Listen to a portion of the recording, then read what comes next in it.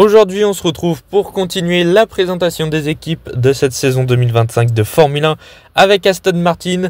N'oubliez pas de liker, partager, commenter et surtout vous abonner à la chaîne, c'est très important. On est parti. La livrée de l'Aston Martin, elle ne change pas énormément de celle de l'année dernière et de celle d'avant et de celle d'encore avant. Il y a un petit peu les pontons qui sont noirs au lieu de vert et puis le haut au niveau de la cheminée où on a un nouveau sponsor. Donc la cheminée est blanche mais sinon pas de grands changements chez Aston Martin. Ça reste une voiture verte quoi. Chez Aston Martin, il va falloir absolument relever la barre parce que depuis 2023, l'équipe britannique est en chute libre. Elle qui avait trouvé le moyen de faire fonctionner absolument magnifiquement cette voiture en début d'année 2023 avec de nombreux podiums. Et puis en cours d'année, ça avait chuté et il s'était retrouvé finalement à la 5e force du plateau. Ça avait continué l'année dernière, en 2024, mais cette fois-ci sans jamais pouvoir toucher les 4 gros de devant. Il s'était retrouvé finalement la 5e force du plateau, mais seul au monde. Ceux qui étaient devant étaient beaucoup trop loin, et puis ceux qui sont derrière ont encore une marge de retard sur Aston Martin. Mais sur certains grands prix, Aston Martin, c'était plus la 5e force, mais parfois la 6e, 7e, 8e, voire même 9e force certaines fois. Donc, attention parce que petit à petit, c'est les plus petits, c'est ceux qui sont entre la 6e et la 10e place qui se rapprochent d'Aston Martin. Alors que ça devrait être le contraire, ça devrait être Aston Martin qui se rapprocherait des 4 premiers. Donc la situation n'est pas forcément hyper facile pour Aston Martin. On a plus tendance à régresser depuis quelques années plutôt que progresser. Là, clairement, il va falloir consolider cette 5e place au championnat des constructeurs au minimum. Alors je pense pas que ce sera si difficile que ça, il y a encore de la marge quand même avec les équipes de derrière. Mais surtout il va falloir se rapprocher des 4 top teams du plateau, au moins jouer sur quelques grands prix avec eux. Bon, ça va être assez difficile parce que là aussi il y a une marge avec les 4 top teams. Ils sont tellement descendus bas que finalement maintenant il y a un écart de performance assez conséquent. Donc ça va pas être si facile que ça pour Aston Martin d'aller chercher les 4 top teams de devant. Alors évidemment, tout n'est pas mauvais chez Aston Martin puisqu'ils ont recruté Adrian Newey, l'un des meilleurs ingénieurs de toute la Formule 1. Donc forcément, ça va être une aide.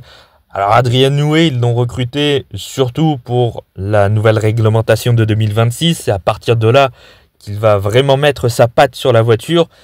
Sur celle de cette année, il y aura peut-être un petit effet Adrian Newey, mais je pense pas énorme finalement.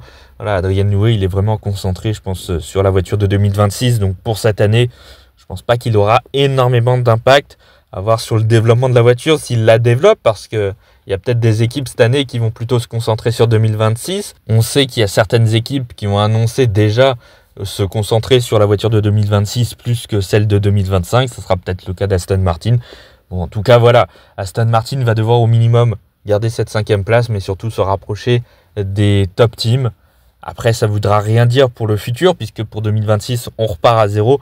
Mais voilà, au moins, jouer quelques fois des top 5 dans la saison, ce serait pas si mal. Surtout que s'ils ont une voiture qui a un minimum de performance, Fernando Alonso, il peut faire beaucoup de choses avec une voiture pareille. Regardez celle de 2023, qui était déjà très performante, ce qu'a fait Alonso. Donc avec une voiture qui manque un petit peu de performance par rapport aux 4 premières équipes, ça suffit pour au moins Alonso d'aller chercher quelques résultats. Et voilà, pour Aston Martin, la voiture, elle est un petit peu difficile à piloter ces dernières années, surtout l'année dernière. Donc ouais, clairement pour Aston Martin cette année, il va falloir stopper l'hémorragie, au moins garder le même niveau de performance, voire même l'améliorer cette année. C'est ce qui va être l'objectif principal finalement d'Aston Martin, même si je pense qu'Aston Martin va être encore une fois seul au monde à la 5e place au championnat des constructeurs. Je ne pense pas qu'il y aura énormément de batailles dans ce championnat constructeur une nouvelle fois.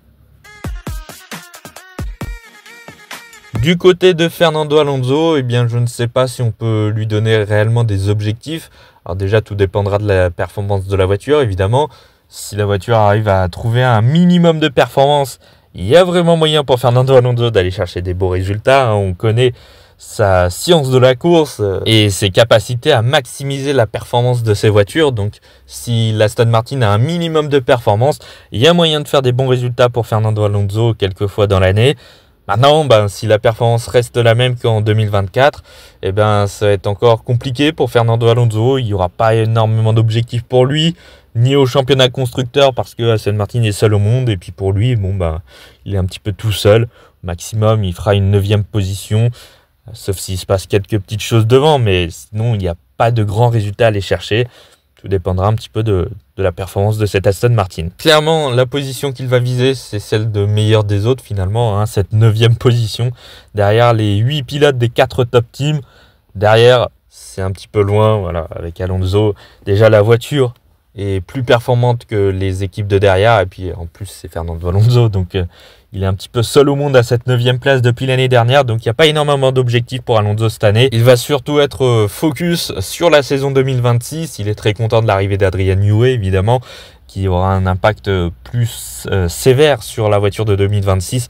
Donc, lui, clairement, son objectif, maintenant, il est tourné vers l'année prochaine avec la nouvelle réglementation. Là, pour cette année, c'est plus de la continuité. Il sera toujours capable de donner le meilleur de lui-même quand la voiture le lui permettra. Mais en attendant, cette année, ça va être plus une année où il va falloir la passer, tout simplement, la traverser. J'ai envie de dire, pas plus d'objectifs que ça pour Alonso. Il n'y a pas de coéquipier à côté de lui, donc il n'y a même pas de duel en interne. Donc voilà, tranquille. Va pas falloir trop s'énerver non plus si la voiture ne performe pas. On connaît le caractère aussi de Fernando Alonso.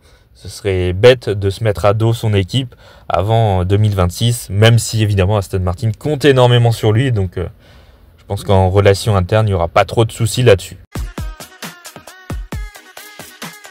Et puis pour Lance Stroll, s'il arrive à se rapprocher plus ou moins des performances de Fernando Alonso, ce serait pas si mal. Maintenant, on sait que ce sera impossible pour le Canadien de faire ça. Lance Stroll, il sort d'une année 2024 très compliquée. Alors certes, il n'a pas la meilleure voiture pour faire quoi que ce soit, mais l'écart de performance entre Alonso et Stroll est quand même assez ahurissant. Et puis voilà, il a marqué quelques points seulement l'année dernière.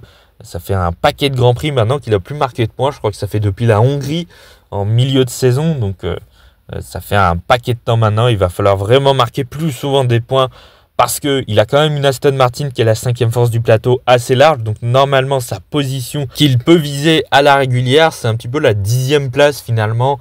Ça fait qu'un seul point à chaque fois. Mais voilà, il peut se passer des choses devant. Voilà, derrière, c'est pas si loin que ça finalement parce que l'année dernière, Lance Stroll, il était au niveau de performance des pilotes Alpine, des pilotes Haas et des pilotes Racing Bulls. C'est pas le niveau qu'il doit avoir. Normalement, il doit être devant toutes ces équipes et devant les pilotes de ces équipes qui sont derrière au championnat des constructeurs. Lui, il se bataillait avec ses équipes. Donc c'est quand même assez compliqué pour Lance Stroll. Il va vraiment falloir remonter le niveau parce que là, ça va vraiment pas. C'est vraiment très peu performant. Et c'est plus un boulet pour Aston Martin, là, pour le coup. Là, je peux pas dire autre chose. Déjà en 2023, c'était déjà lui qui a coûté la 4e place au championnat des constructeurs à Aston Martin. Il avait marqué tellement peu de points face à Fernando Alonso que, au final, McLaren était passé devant. Et puis l'année dernière, ça n'a pas eu trop d'impact puisque Aston Martin était seul au monde à la 5e place. Mais là, cette année, s'il y a une des équipes de derrière, Alpine, Haas, par exemple, qui reviennent, on va devoir compter sur Lance Stroll pour marquer des points parce que Haas, ils ont 2 bons pilotes. Chez Alpine, faut voir le niveau de performance de Douane, mais voilà, attention quand même. Donc Aston Martin pourrait peut-être avoir besoin de Lance Stroll au championnat des constructeurs cette année dans le cas où l'Aston a régressé encore par rapport à 2024 ou qu'une équipe de derrière a progressé. À part ça, si Aston Martin garde sa 5e place, il n'y aura pas trop de conséquences pour le championnat des constructeurs, mais voilà, il va falloir quand même relever le niveau pour Lance Stroll, clairement, parce que c'est pas suffisant. C'est quand même maintenant sa 9e saison en Formule 1, mine de rien, ça commence à faire un petit paquet de temps qu'il est là, Lance Stroll. Et à part 1 ou 2 saisons qui ont été plutôt bonnes, le reste, il nous a pas montré grand-chose pour le moment. Donc ce qui conforte un peu plus son étiquette de pilote payant et puis surtout de fils à papa. Voilà, c'est plus un secret pour personne. Lance Stroll, c'est le propriétaire d'Aston Martin. Donc forcément, si son fils est encore dans l'équipe actuellement, c'est parce que le père est au sommet d'Aston Martin. Sans ça, Lance Stroll, il serait déjà plus là. Et puis aussi, il va falloir revoir un petit peu les dépassements en piste et puis les défenses surtout de Lance Stroll qui sont très agressives. À chaque fois, il nous fait au moins une boulette par saison. Donc Voilà, j'espère que cette année, il va se calmer un petit peu. À défaut de ne pas être performant, au moins de ne pas mettre les autres dehors, ce serait pas mal aussi. Enfin bref, il y a encore pas mal d'améliorations à faire pour Lance Stroll, mais finalement, il n'y a pas énormément d'attentes pour Lance Stroll. S'il peut viser un top 10 au championnat des pilotes, ce serait pas mal, mais même ça, je suis même pas sûr qu'il en est capable. On sait tous qu'il va se prendre encore une raclée par Fernando Alonso. Maintenant, il va falloir juste résister et puis quand même relever son niveau de jeu par rapport aux années précédentes pour Lance Stroll. En tout cas, voilà, c'est la fin de cette vidéo. Merci d'avoir écouté jusque-là. N'oubliez pas de liker, partager, commenter et surtout vous abonner à la chaîne, c'est très important. Et nous, on se retrouve dès demain pour la prochaine présentation des équipes de Formule 1. À demain.